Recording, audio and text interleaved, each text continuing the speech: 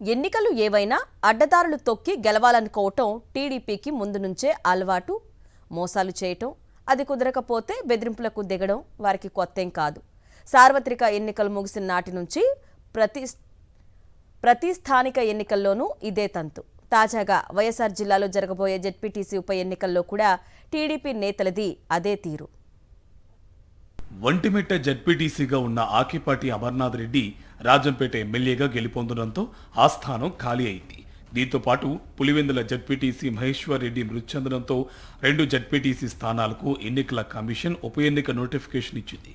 ఇదే అవకాశంగా తీసుకున్న టీడీపీ నేతలు వైఎస్ఆర్ జిల్లాలో బరితెగింపు రాజకీయాలకు తెగబడుతున్నారు. స్థానిక సంస్థల ఉప ఎన్నికలు జరగనున్న నేపథ్యంలో ఇప్పటి నుంచే కుట్రలు పన్నుతున్నారు. నిజాయితీగా పోటీ చేస్తే గెలిచే అవకాశం లేదని, ప్రత్యర్థి పార్టీ నాయకుడు నామినేషన్ వేయకుంటే పోటీ ఉండదని భావించి వైఎస్ఆర్సీపీ నేతలపై బెదిరింపులకు దిగుతున్నారు. అధికారంలో ఉన్నాం కదా, పోలీసులకు మనం ఎంత చెప్తే అంత, ఎన్ని దౌర్జన్యాలు చేసినా ఏమీ పట్టనట్టు వదిలేస్తారనే ధీమా టీడీపీ నేతల్లో పేరుకుపోయింది.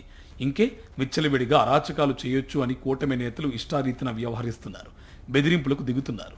ఒంటిమిట్ట జెడ్పీటీసీ స్థానానికి వైఎస్ఆర్సీపీ తరపున ఎవరు నామినేషన్ వేస్తారో వేయండి, వాళ్లను తుదముట్టించేస్తామంటూ అక్కడి టీడీపీ నాయకులు మేడా విజయశేఖర్ రెడ్డి నేరుగా బెదిరింపులకు దిగాడు. ఒక్కటే చెప్తున్నా వైసీపీ నాయకులకు, మీకు దమ్ముంటే, మీరు నిజంగా మొగోలైతే తగలండి, ఎవడేందో తెలుసుకుందాం.